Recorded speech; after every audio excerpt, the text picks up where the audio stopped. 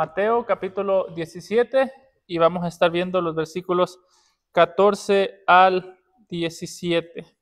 Perdón, 14 al 27, donde nos quedamos la última vez que estuvimos predicando a través de Mateo hace 2 semanas, y el día de hoy corresponde continuar en Mateo capítulo 17, desde los versículos 14 al 27, y cuando lo tengan, si pueden ponerse sobre sus pies, por favor, y responderme con un amén. Amén. Dice la palabra del Señor. Cuando llegaron al gentío, vino a él un hombre que se arrodilló delante de él, diciendo: Señor, ten misericordia de mi hijo, que es lunático y padece muchísimo, porque muchas veces cae en el fuego y muchas en el agua. Y lo he traído a tus discípulos, pero no le han podido sanar. Respondiendo Jesús dijo: Oh generación incrédula y perversa, ¿hasta cuándo he de estar con vosotros? ¿Hasta cuándo os he de soportar? Traédmelo acá. Y reprendió Jesús al demonio, el cual salió del muchacho, y éste quedó sano desde aquella hora. Viniendo entonces los discípulos a Jesús aparte, dijeron: ¿por qué nosotros no pudimos echarlo fuera? Jesús les dijo: por vuestra poca fe, porque de cierto os digo que si tuvierais fe como un grano de mostaza, diréis a este monte: pásate de aquí allá, y se pasará, y nada os será imposible. Pero este género no sale sino con oración y ayuno. Estando ellos en Galilea, Jesús les dijo: el Hijo del Hombre será entregado en manos de hombres, y le matarán, mas al tercer día resucitará. Y ellos se entristecieron en gran manera. Cuando llegaron a Capernaum, vinieron a Pedro los que cobraban los 2 dracmas y le dijeron: ¿vuestro maestro no paga los 2 dracmas? Él dijo: sí. Y al entrar en la casa, Jesús le habló primero diciendo: ¿qué te parece, Simón? Los reyes de la tierra, ¿de quién cobran los tributos o los impuestos? ¿De sus hijos o de los extraños? Pedro le respondió: de los extraños. Jesús les dijo: luego los hijos están exentos. Sin embargo, para no ofenderles, ve al mar y echa el anzuelo, y el primer pez que saques, tómalo, y al abrirle la boca hallarás un estatero. Tómalo y dáselo por mí y por ti.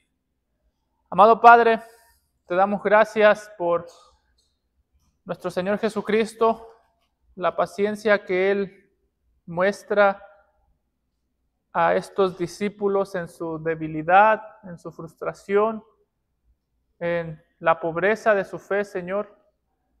Te damos gracias, Padre, que no somos presentados justos delante de ti porque tengamos una fe perfecta, sino porque tenemos una fe verdadera. Pero también clamamos, Señor, para que tú siempre fortalezcas nuestra fe hacia una obediencia genuina que nos lleve a tener un corazón lleno de amor, Padre.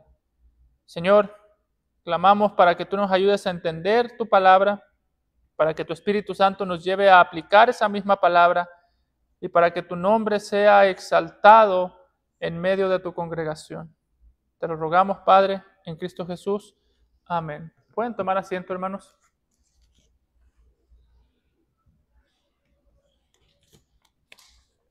Si nosotros comparamos los pasajes que hemos estudiado entre la última vez que estudiamos Mateo y el pasaje de la transfiguración, y comparamos aquel pasaje de la transfiguración con el pasaje que nosotros vemos el día de hoy, realmente podríamos ver que son 2 pasajes que, aunque están el uno al lado del otro, realmente son 2 pasajes que nos presentan 2 escenarios totalmente distintos. Si usted recuerda, la última vez que nosotros estuvimos estudiando este pasaje, en el capítulo 17, algo que vimos fue aquel momento de la transfiguración descrito por el apóstol Mateo. Y algo que nosotros pudimos notar es que fue descrito como un momento glorioso, como algo que sucedió en la cima de la montaña. Sin embargo, cuando nosotros llegamos aquí, no solamente podemos imaginarnos a los apóstoles que estaban con Jesús en la cima de la montaña, bajando la montaña para regresar con los otros discípulos, sino que podemos ver que mientras los apóstoles bajaban del monte de la transfiguración, estaban bajando, y desde que bajaban estaban seguramente experimentando preocupación, decepción, y hasta cierto punto estaban experimentando una decepción de tener que bajar a la realidad. Póngase un momento usted en los zapatos de los apóstoles. Venían de ver a Jesús transfigurado.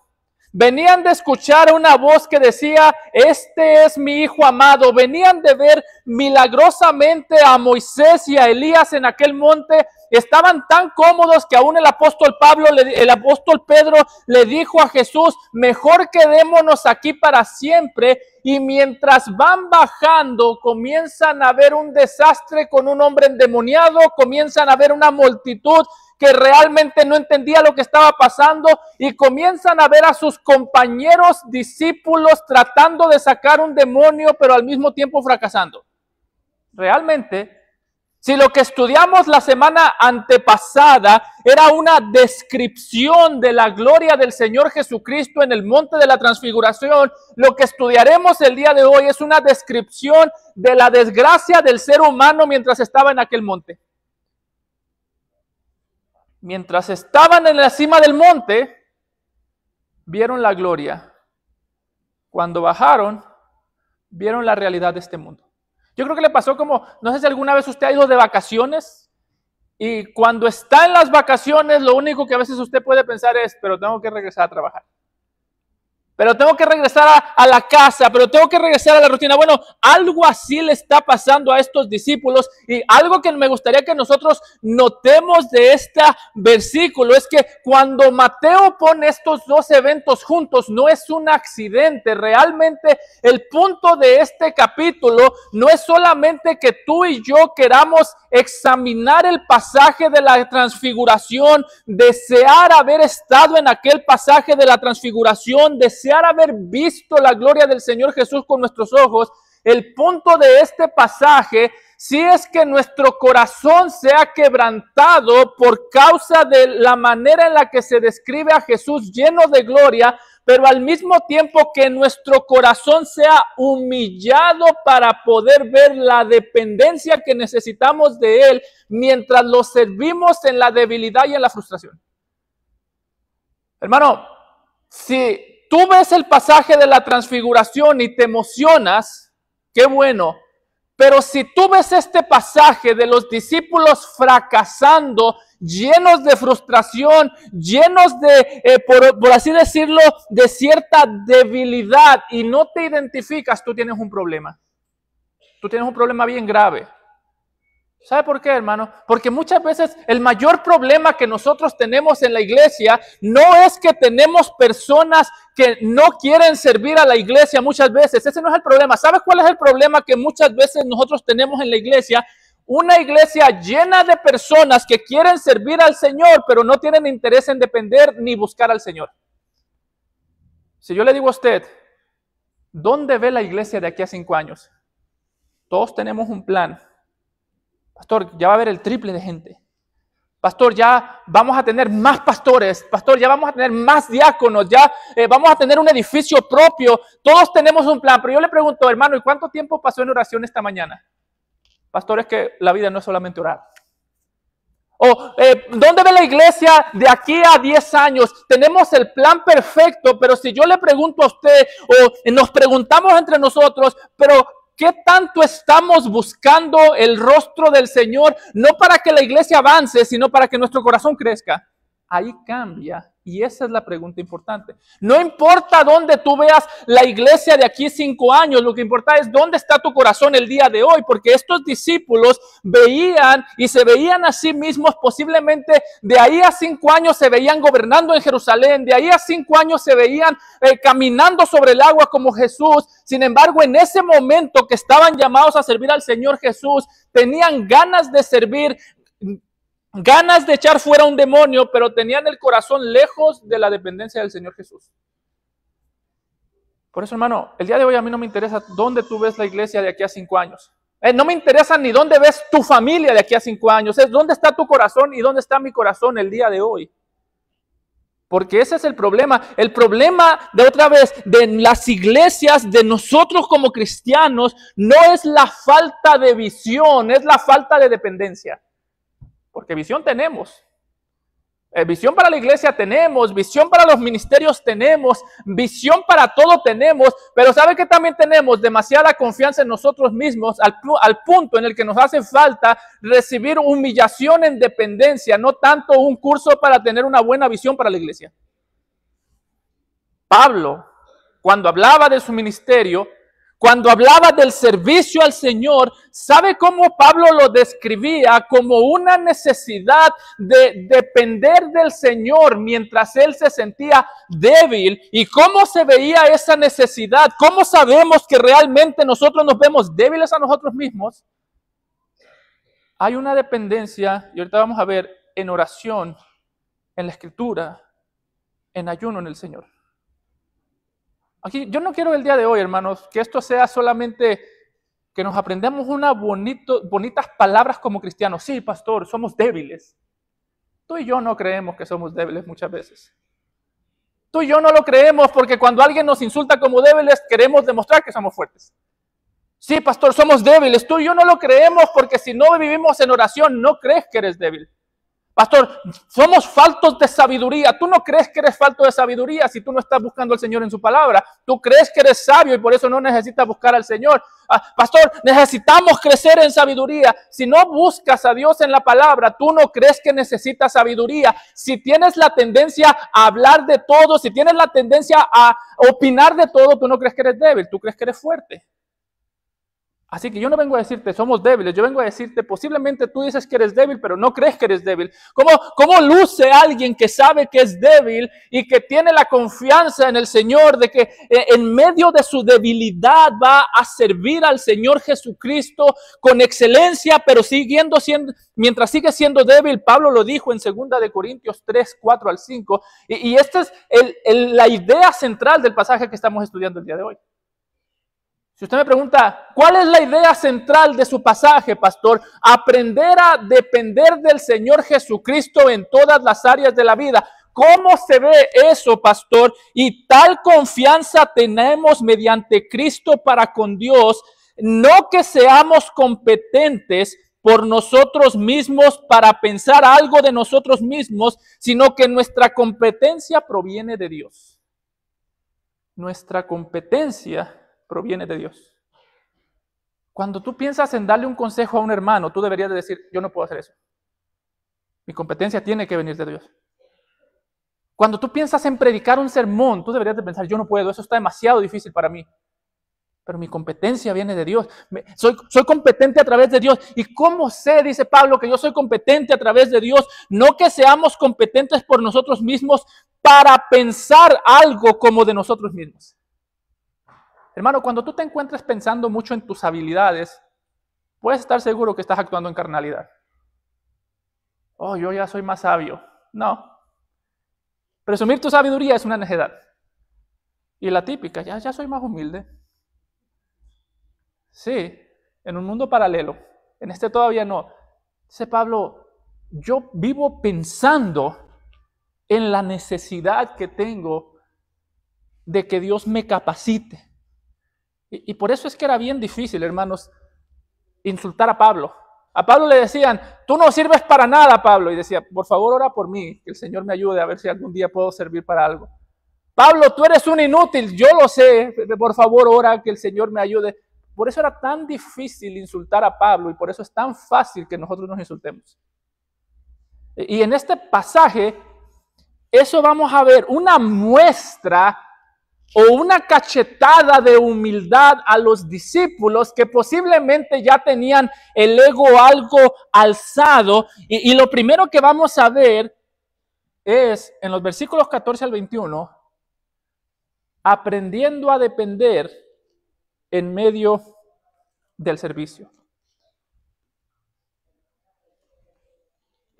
Vamos a ver a los discípulos sirviendo, pero más que sirviendo, los vamos a ver aprendiendo a depender del Señor mientras sirven. Note cómo el texto nos presenta un escenario bastante difícil o bastante distinto al que habíamos visto en la transfiguración, cuando el texto comienza a decir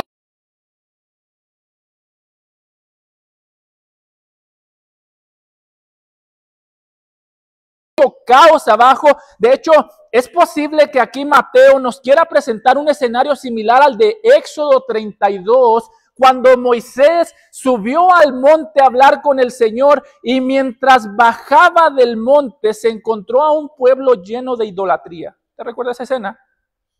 Moisés estaba viendo la gloria de Dios y cuando desciende del monte comienza a ver la ruina del hombre en la pecaminosidad. Bueno, eso mismo nos está presentando aquí. Los discípulos acababan de ver la gloria del Señor Jesús, vienen bajando y dice en el versículo 14 que cuando llegaron al gentío, esa palabra es importante.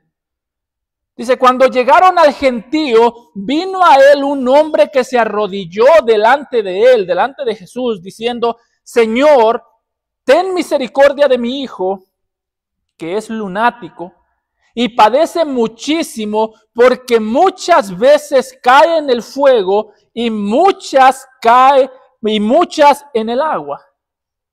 El texto por sí solo, hermanos, cuando nosotros vemos en Mateo, Marcos y Lucas, cuando nosotros vemos este escenario, realmente el escenario pareciera que no nos está presentando nada nuevo. Y hasta cierto punto pareciera que el escenario nos está presentando un ministerio bastante fructífero del Señor Jesús, porque cuando usted ve Mateo, Marcos y Lucas, los tres pasajes enfatizan el hecho que para este punto Jesús estaba rodeado de mucha gente. De hecho, Marcos 8:14 o 9:14, el pasaje paralelo nos dice que cuando Jesús bajó había una gran multitud que lo rodeaba.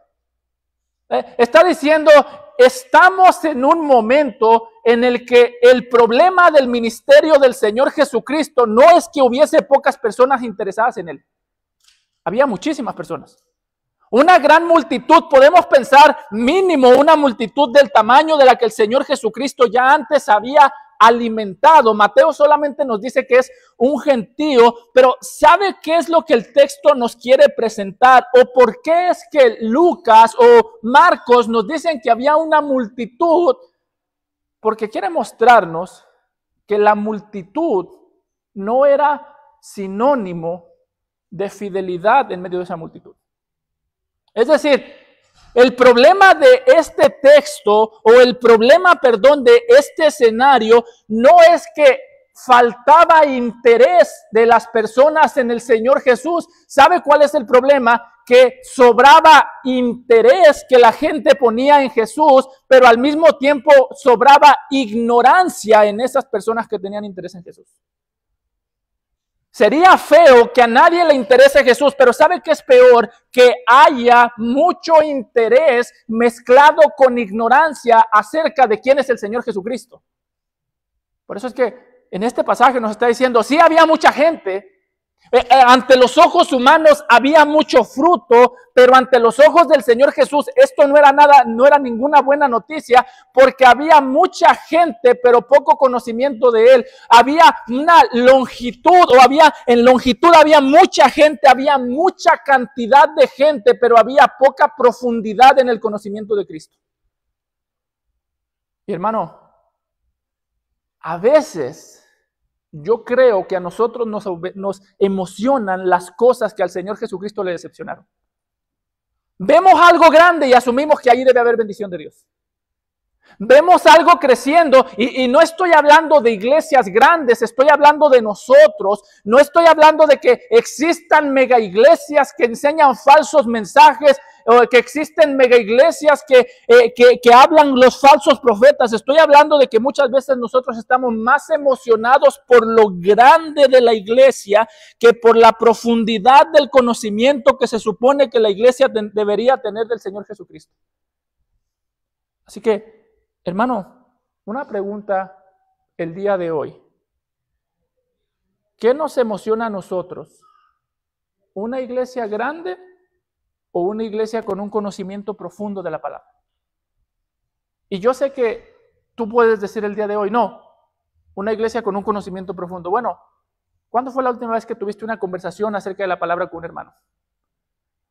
¿Cuándo fue la última vez que hablaste y caminaste con las debilidades de algún hermano tuyo? Porque aquí había mucha emoción y había mucha emoción al punto que lo único que emocionaba era ver mucha gente. Pero ¿qué fue lo que dijo el Señor en Lucas 6:16? Ay de vosotros, esto es Jesús hablando, y ese ay de vosotros es una palabra que se utiliza para como decir maldito todo aquel o malditos vosotros cuando todos los hombres hablen bien de vosotros, porque así hacían sus padres con los falsos profetas.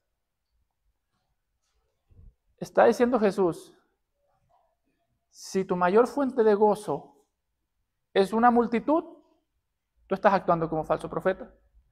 Si tu mayor fuente de gozo es tener una iglesia grande o tú empiezas a relacionar iglesia grande con iglesia saludable o tú te emocionas cuando hay mucha gente y mucha gente habla bien de tu iglesia, pero nadie habla nada del Señor Jesucristo, tú tienes problemas. Así que, hermano, ¿sabes tú cuál es el mayor problema o la mayor tragedia de una iglesia? La mayor tragedia de la iglesia no es que la iglesia desaparece porque le falta gente. La mayor tragedia de la iglesia es cuando hay mucha gente, pero en esa gente no hay ningún conocimiento del Señor Jesucristo.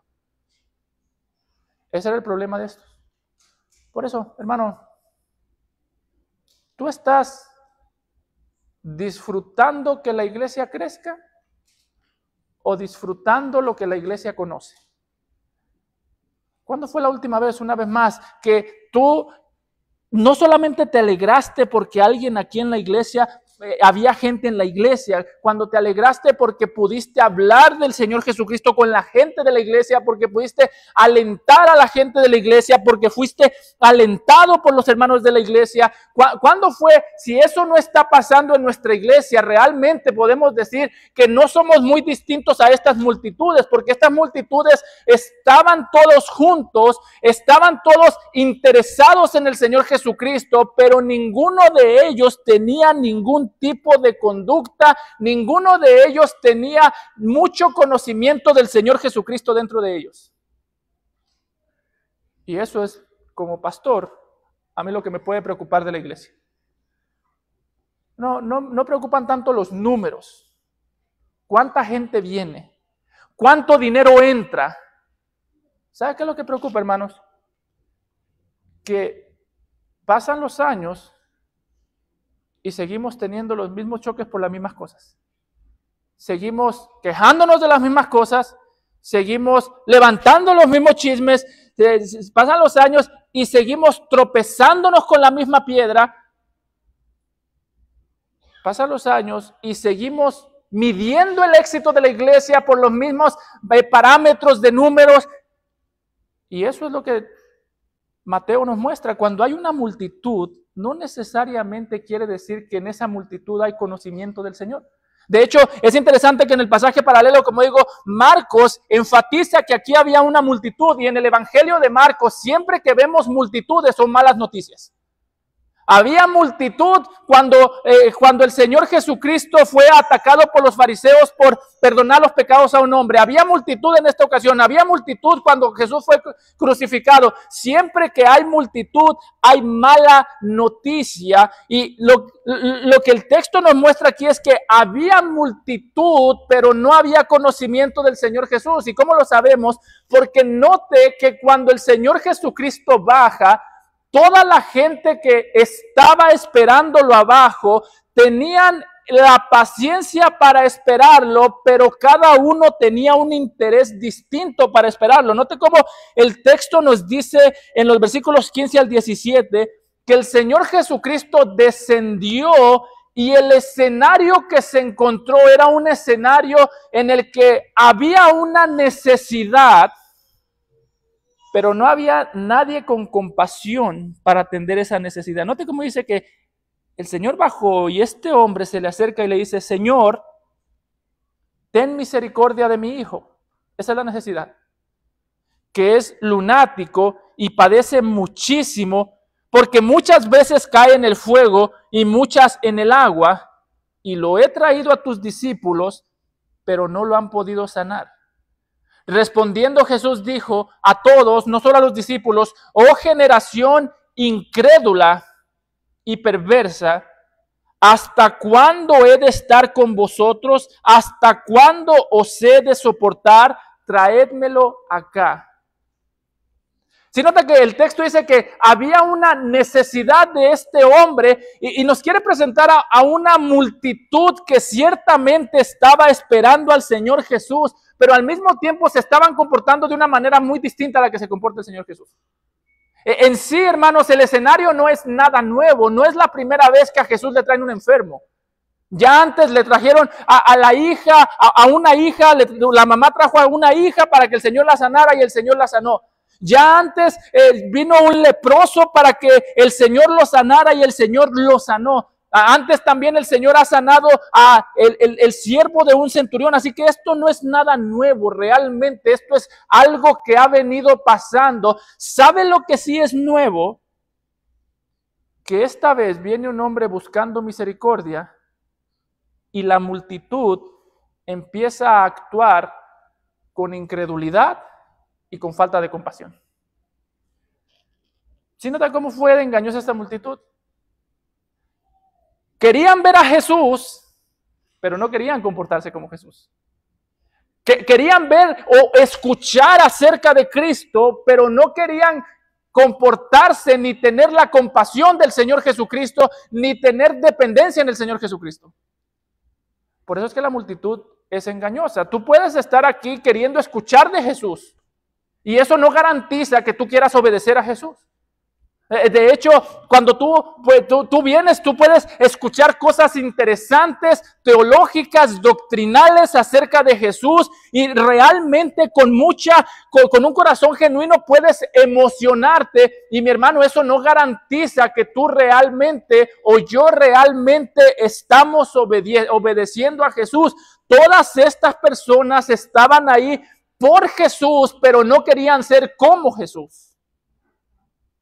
Por eso que hoy en día a mí no me preocupa tanto que las iglesias no sepan distinguir un falso maestro. Me preocupa que las iglesias sepan distinguir un mensaje correcto y que ese mensaje correcto no les haga nada. ¿Por qué? Porque somos campeones para distinguir un falso maestro. Ese es falso, ese es falso, ese es verdadero, pero lo que dice no lo voy a escuchar. O en las iglesias falsas, esa iglesia es falsa, y vivimos tan traumados hablando de iglesias falsas que cuando vemos lo verdadero lo tratamos como falso, porque lo único que hacemos es ponerle un estampado de esto es verdadero, pero no importa. Eso es lo que a mí me preocupa de nuestra iglesia. Campeones para distinguir lo verdadero y lo falso, pero lo verdadero no nos hace nada. Campeones para distinguir un falso profeta, pero la verdad que escuchamos no nos ha hecho más compasivos. No soy más paciente, soy más impaciente. No soy más compasivo, no confío más en el Señor. simplemente me gusta escuchar de Él, pero no siento mucha necesidad de obedecerlo a Él. Alguien decía que hay cristianos que llegan a la iglesia como estas multitudes, si esto fuera una iglesia, llegan a la iglesia convencidos de que Jesús está aquí, pero salen de la iglesia dudando si Jesús está sentado en su trono en el cielo. En la iglesia estoy convencido de que Jesús está aquí. No tengo duda de que Jesús está aquí. No tengo duda de que se me habló la palabra de Jesús. Mientras estoy aquí, no dudo que Jesús está aquí rodeándonos con su gloria, que está escuchando y viendo cada uno de mis pensamientos, escuchando lo que se canta, escuchando lo que se predica. Pero cuando salgo de aquí, no tengo duda de que Jesús está en la iglesia, pero tengo duda de que Jesús está en su trono. Si usted me pregunta, ese es el problema de la iglesia. Ese es nuestro problema. Y ese era el problema de ellos. No tenían duda que Jesús estaba ahí, pero el problema es que cuando Jesús estaba en el monte, al mismo tiempo ellos estaban abajo del monte y estaban comportándose de una manera totalmente opuesta a la del Señor Jesús mientras buscaban a Jesús. Note usted lo dañino que es el corazón. Mientras ellos buscaban a Jesús, se comportaban totalmente opuestos a cómo es Jesús. ¿Y cómo reaccionaron? Hágase esta escena, hermano, y póngase en los zapatos de este hombre que tenía a su hijo endemoniado. El hijo dice que se lanzaba al fuego, así que posiblemente tenía la piel bastante quemada, porque no se lanzó una vez, se lanzaron muchas. Se lanzaba al agua, así que seguramente el hijo estaba golpeado, porque no creo que se lanzaba a una piscina, se tenía que lanzar a un río, se tenía que lanzar a algo y el agua lo jalaba, estaba golpeado, lleno de moretones. Era un total tristeza. ¿Y qué hicieron los discípulos? Primero, fracasaron. No pudieron. Y uno puede decir, bueno, pastor, pero es que Dios, ¿qué? Ellos no son Dios. Bueno, ya antes Jesús en Mateo 10:1 les había dado autoridad para echar fuera demonios, así que algo malo está con ellos ahí. Ahí el problema no es que no pudieron, el problema es que hay algo malo con ellos. De hecho, el pasaje paralelo nos dice que en Marcos 9:14 que cuando sucedió todo esto, cuando los discípulos no pudieron sacar el demonio, ¿qué hicieron las multitudes? Dice Marcos 9:14 que cuando vieron a este hombre con su hijo endemoniado, cuando los discípulos no pudieron sacar el demonio, dice que los escribas disputaban con las multitudes. ¿Sabe qué hicieron? Dijeron, aquí está este hombre endemoniado que necesita ayuda. Es un gran momento para tener un debate. ¿Por qué no pudieron sacar los demonios? Yo creo que ustedes no son genuinos seguidores de Jesús. Yo creo que le falta fe a Él. Se armó, realmente lo triste de esto era el hombre endemoniado, pero ¿sabe qué era más triste? Que cuando vieron la necesidad, lejos de tener compasión del necesitado, comenzaron a hacer un debate acerca del necesitado. Y usted dirá, eso ya no pasa, pastor. Yo lo he visto pasar muchas veces. Un cristiano no puede decir, yo estoy deprimido, porque luego empieza el debate. Los cristianos se pueden deprimir. No, los cristianos no se deprimen, entonces no eres cristiano. Así que el que llegó deprimido ahora salió deprimido e incrédulo. Hermano, si cuando tú escuchas la necesidad de alguien, tu primera reacción es, voy a ver si lo que tu problema tiene una base teológica, hermano, tú tienes un problema muy grave. Estoy deprimido, no sé si la depresión, o tengo dudas, tengo temor, no tengo trabajo y estoy desanimado. ¿Por qué te desanimas? Tienes que estar animado. ¿Qué no confías en el Señor? Si esas son tus respuestas, hermano, estás respondiendo igual que ellos. ¿Sabe cuál es la esencia del escriba y del fariseo? Quiere dar una respuesta correcta, pero nunca quiere tener compasión con la persona a la que le está dando una respuesta. Y una respuesta correcta, sin compasión, siempre es un ladrillazo en la cabeza al que está buscando la compasión. Esto es lo que está pasando aquí. Realmente el problema o la tristeza más grande es que la falta de compasión, la falta de fe, llevó a estas personas a interesarse en el tema de Jesús, pero nunca comportarse como Jesús. Por eso, hermano, yo no te voy a preguntar a ti si tú tienes la respuesta correcta para el cristiano que está deprimido. ¿Tú tienes la compasión para el cristiano deprimido? Ellos no tuvieron compasión para el endemoniado. No te voy a preguntar si tienes la respuesta correcta para cada dilema teológico. Tú la puedes tener. Te estoy preguntando si tienes un corazón compasivo, un corazón amoroso, si tienes la paciencia del Señor Jesucristo, porque ese fue uno de los pecados de esta multitud. Vieron al necesitado y no tuvieron ni un más mínimo interés de cuidar al necesitado. ¿Sabes por qué? Porque la esencia del fariseo, la esencia del necio es que siempre quiere tener la razón, nunca quiere tener compasión. Siempre. Somos necios cuando nos obsesionamos con tener la razón más que con tener compasión.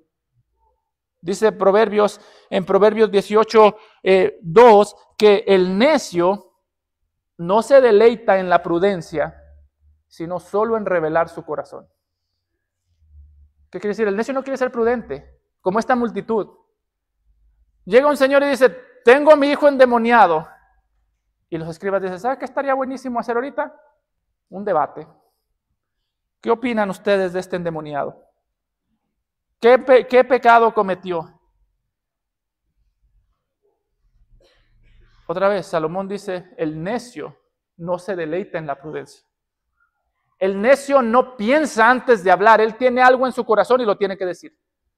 Por eso, hermano, si tú eres el tipo de persona que tiene una opinión para todo, muy probable tú no deberías opinar de nada. Hay endemoniados, yo sé qué pasó, pastor. Hay política, pastor, yo sé qué pasó. Hay un problema de adulterio en la iglesia, pastor, yo sé, pregúnteme, pastor, yo le voy a decir qué pasó. Hermano, si tú tienes la necesidad de opinar de todo, no opines de nada. Porque eso es un necio. Lo irónico de la necedad es que la necedad nos hace abrir la boca y nos hace sentir que somos sabios cuando en realidad nos está haciendo gritar nuestra necedad a todo pulmón. Ese era el problema aquí, esa era la raíz del problema, era el amor a la propia opinión, porque todos empezaron a discutir, no había nada para discutir, no había necesidad de discutir, no había necesidad de traerle a este hombre una carga mayor de la que ya tenía.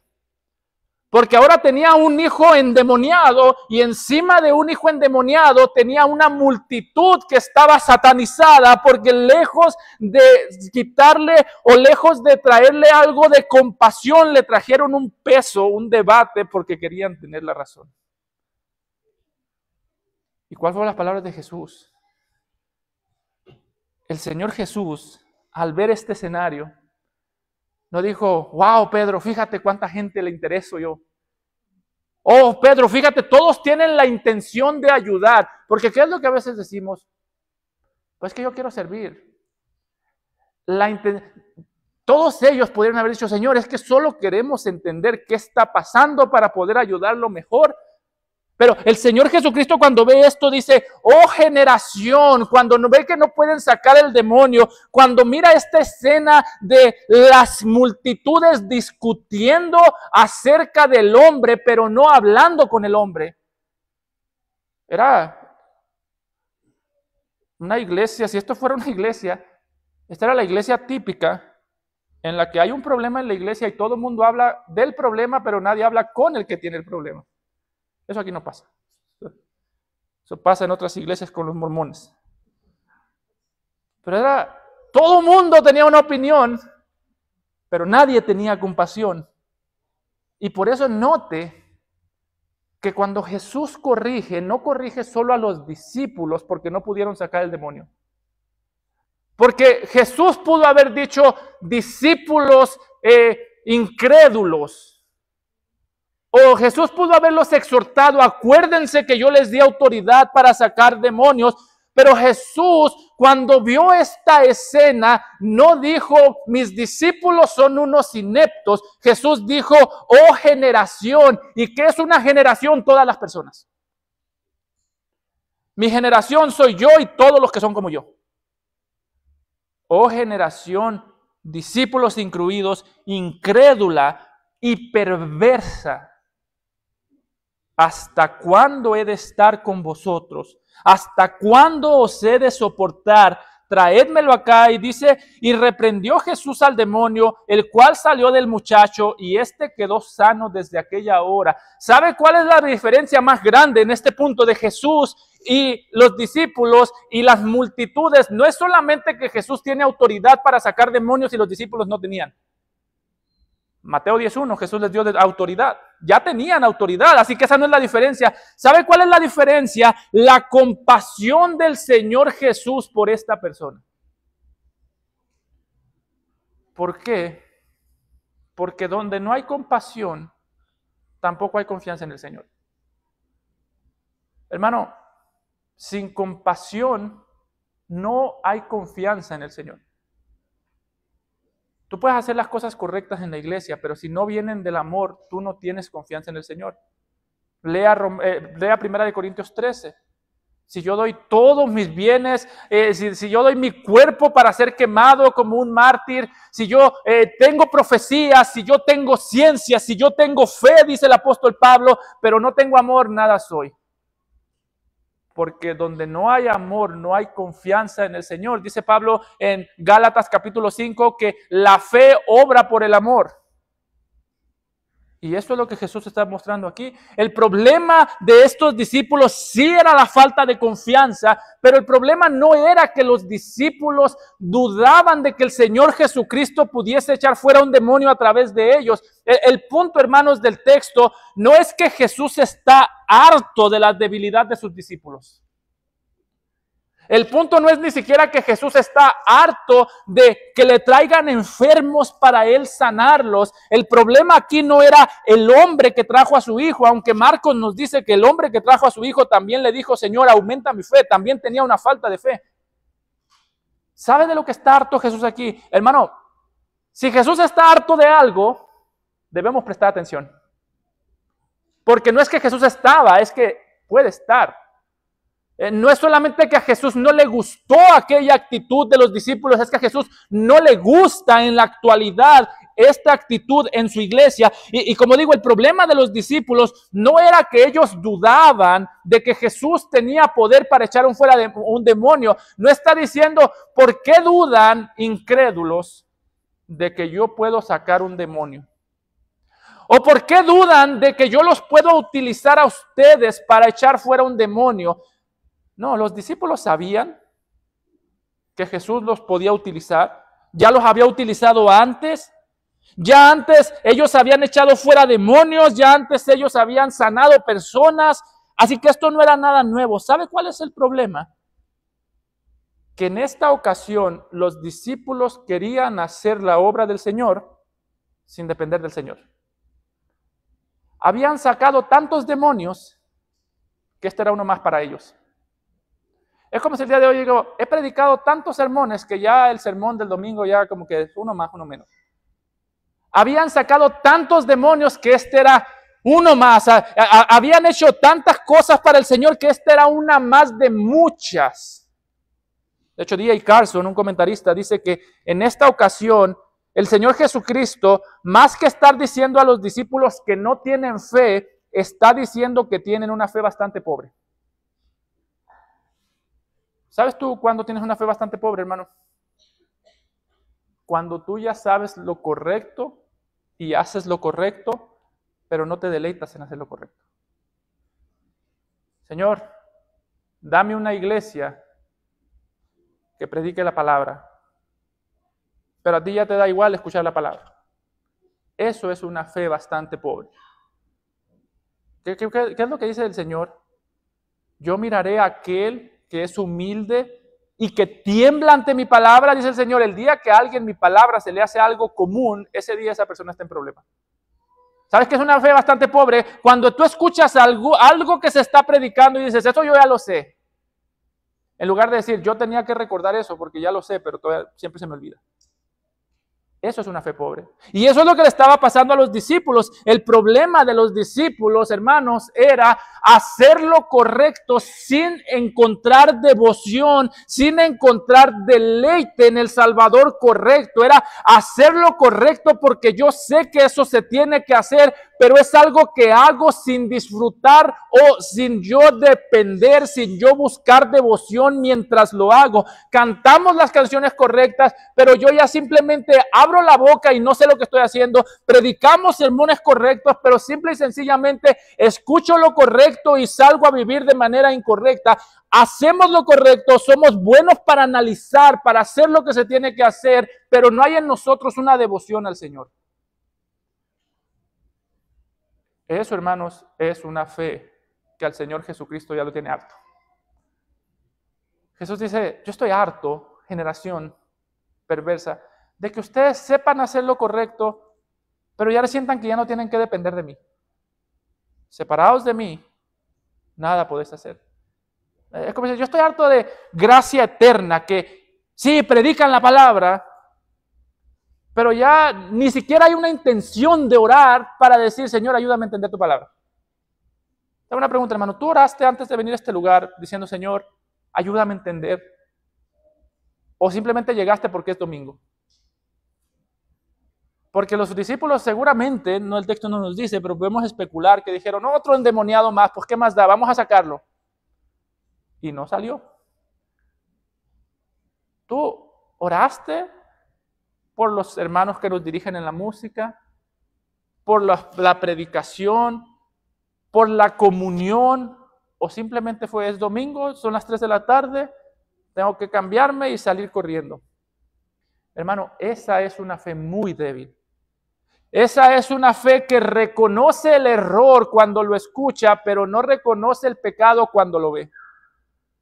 Por eso note que la exhortación de Jesús fue, no pudieron por su falta de fe. Y otra vez, no era una fe que duda, era una fe que no depende. Era una fe que cree que lo puede hacer todo. Y está diciendo el Señor Jesucristo, ustedes estaban tan alzados que necesitaban esta humillación.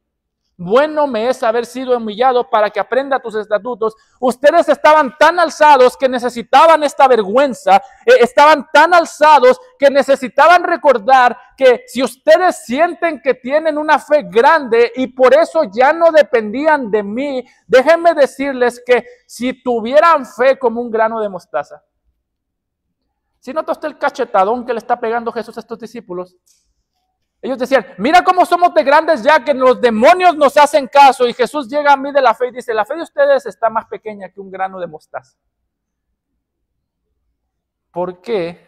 Porque una fe que me hace sentir que yo puedo hacer algo es una fe puesta en mí, no en el Señor Jesús. Por eso note que la exhortación del Señor Jesús fue, ustedes son incrédulos, ustedes saben lo que yo puedo hacer, saben, conocen mi poder, pero no sienten que tienen que depender de mi poder. Entonces, ¿cuál es la exhortación? Pero este género no sale sino con oración y ayuno. Eso nos dice cuál era el problema de los discípulos.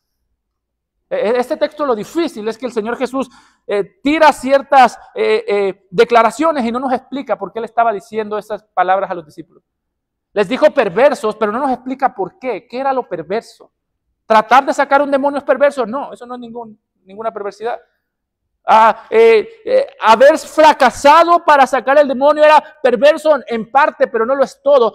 Y el versículo 21, hermano, ese versículo nos dice cuál era el problema de los discípulos.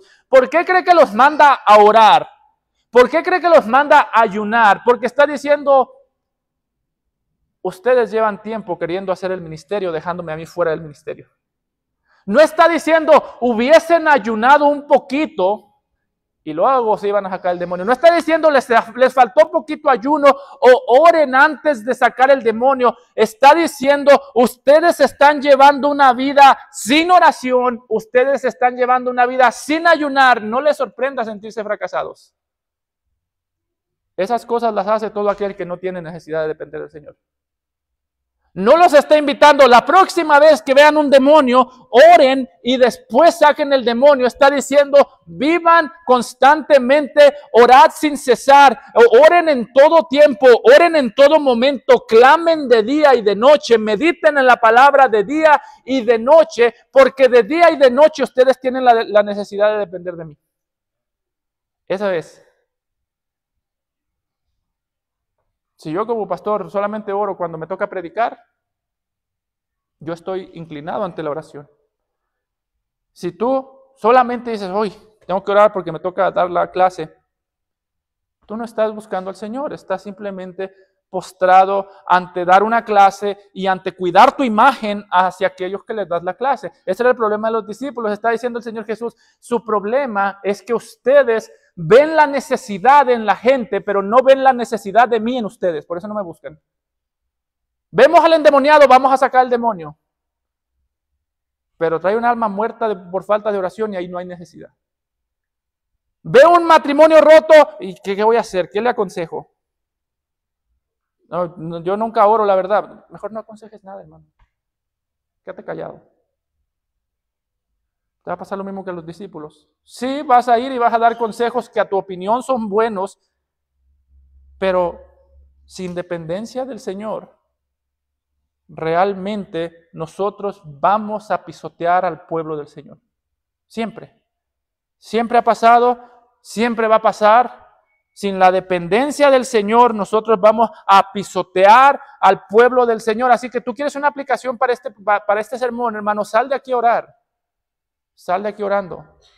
Orad sin cesar en todo tiempo. Tú necesitas depender del Señor para tu trabajo. Tú necesitas depender del Señor para criar a tus hijos. Necesitas depender del Señor para cómo hablarle a tu esposa, cómo hablarle a tu hermano, cómo exhortar a un hermano. ¿Sabes qué tan necesitado estás del Señor? Tú necesitas del Señor buscarlo en oración, buscarlo en ayuno, buscarlo en la palabra para saber cuándo hablar y cuándo quedarte callado. No solamente qué palabra sale de mi boca, sino qué palabra se tiene que quedar ahí con candado, sin que salga de mi boca, sin que nadie la escuche. ¿Por qué? Porque, hermano, la misma necesidad que tenían los discípulos de crecer, de ser sabios, la tenemos nosotros. Y el Señor no ha prometido darnos sabiduría sin su palabra, sin la oración, sin buscarlo en ayuno. Él no ha prometido eso. Si alguno está falto de sabiduría, pídala. ¿Tú has pedido sabiduría? No, pastor, últimamente no. Entonces, últimamente no has sido sabio. ¿Tú has buscado sabiduría en la palabra? Pues a veces, pastor, realmente, pues usted sabe cómo está el día. Entonces, a veces eres sabio. No caigamos en este error de enamorarnos de la obra del Señor sin amar al Señor. No caigamos en ese pecado de apasionarnos por la obra sin apasionarnos por el Señor de la obra. Y hermano, créame, en el poco tiempo que yo llevo de pastor, esa es la tentación más grande. Apasionarme por la obra, cuidar el sermón, cuidar la iglesia, que los matrimonios estén flamantes, que la gente vea esta iglesia y la vea como una iglesia ejemplar. Hermano, así de engañoso es el corazón. Tan engañoso que muchas veces yo me tengo que preguntar, Señor, ¿yo estoy postrado ante ti o ante tu iglesia? ¿Yo te amo a ti más que a la iglesia o amo a la iglesia porque la iglesia de alguna manera va a probar que soy buen líder? Y muchas veces tiene que venir el arrepentimiento. Estamos amando a la iglesia más de lo que amamos, o ni siquiera a la iglesia, amando lo que la iglesia representa hacia nosotros más que al Señor. ¿Sabe lo interesante de este texto, hermano? Que Jesús reprende a sus discípulos, los exhorta a la oración y al ayuno. ¿Y cómo nosotros podemos aprender a confiar en Jesús? Estando ellos en Galilea, Jesús les dijo: el Hijo del Hombre será entregado en manos de hombres y le matarán, mas al tercer día resucitará. Y ellos se entristecieron en gran manera. ¿Sabe por qué este pasaje nos describe un fracaso de los discípulos y después nos describe al Señor hablando acerca de la cruz del Calvario, porque Jesús está, o Mateo pone esto aquí de una manera, digámoslo, estratégica para decirnos realmente el fracaso de los discípulos era porque estuvieron viendo y estuvieron confiando en su propia habilidad para sacar un demonio hasta el punto que se les había olvidado la cruz.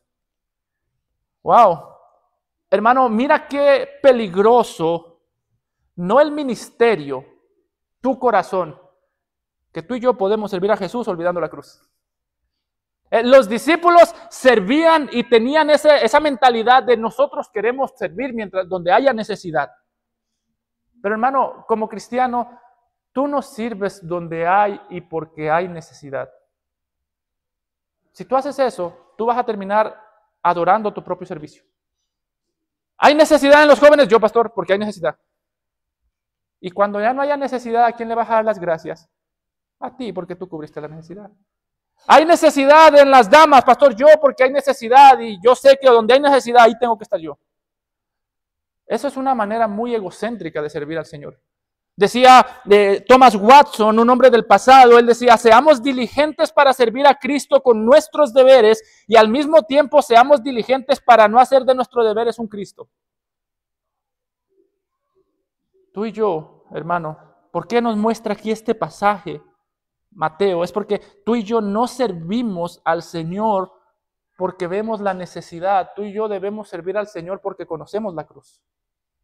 Si no conocemos la cruz, no estamos sirviendo al Señor, nos estamos sirviendo del pueblo del Señor. Lo que te capacita para servir al Señor no es mantener los ojos abiertos para ver la necesidad que hay en la iglesia. Lo que te capacita para servir al Señor es mantener los ojos abiertos, es ser diligente en la oración, ser diligente en la palabra de Dios para conocer cada vez más profundamente la cruz del Calvario. Dice el autor de Hebreos en Hebreos 9:14, cuando habla de cómo nos capacita Dios para servirlo a Él, dice, cuánto más la sangre de Cristo, el cual mediante el Espíritu Eterno se ofreció a sí mismo sin mancha a Dios, dice, ese Cristo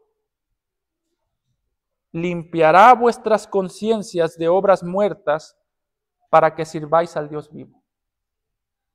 ¿Sí nota? Dice el autor de Hebreos, si tú no estás conociendo al Señor Jesucristo, tú tienes una conciencia sucia y tú no puedes servir al Dios vivo. ¿Estás sirviendo al Dios vivo? Asegúrate de que estás sirviendo al Dios vivo porque reconoces y porque conoces al Cristo resucitado. Asegúrate que en un corazón, hay en ti un corazón quebrantado por el conocimiento del Señor Jesucristo y asegúrate que hay en ti una confesión de pecado por el conocimiento del Señor Jesucristo. Ahí tendrás la humildad para hablar con tus hermanos. Ahí tendrás la humildad para servir a tus hermanos. ¿Sabe por qué nosotros hablamos mucho y somos muy dados para soltar la lengua? Porque meditamos poco. Pensamos poco en presencia de quién estamos. Si estuviéramos conscientes de que estamos en presencia de Dios, hablaríamos mucho menos y lo que diríamos tendría mucho más valor. Muchísimo más valor. Pero tenemos la lengua muy suelta porque tenemos el corazón muy oscuro, muy olvidado de la cruz del Calvario, muy olvidado de depender del Señor Jesucristo. Por eso también los pastores queremos iglesias más grandes, porque se nos olvida a quién le vamos a dar cuentas de la iglesia. Decía Spurgeon que en el día del juicio todos los pastores desearán haber tenido una iglesia más pequeña, cuando se nos pida cuentas por las ovejas.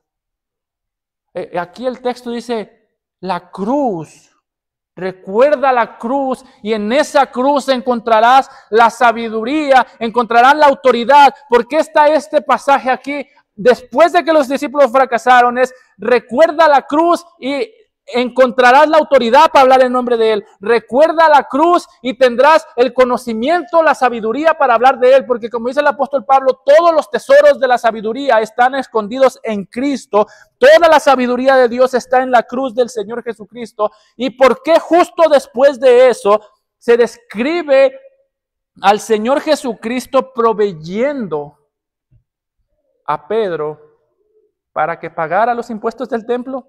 Esto parece todo desconectado, pero note cómo dice, cuando llegaron a Capernaum, vinieron a Pedro los que cobraban los 2 dracmas y le dijeron, ¿vuestro maestro no paga los 2 dracmas?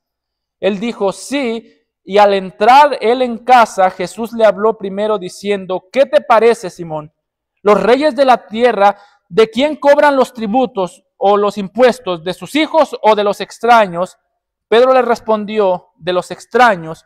Jesús le dijo, luego los hijos están exentos. Sin embargo, para no ofenderles, ve al mar y echa el anzuelo y el primer pez que saques, tómalo y al abrirle la boca, hallarás un estatero, tómalo y dáselo por mí y por ti. ¿Sabe por qué pone esta historia aquí al final?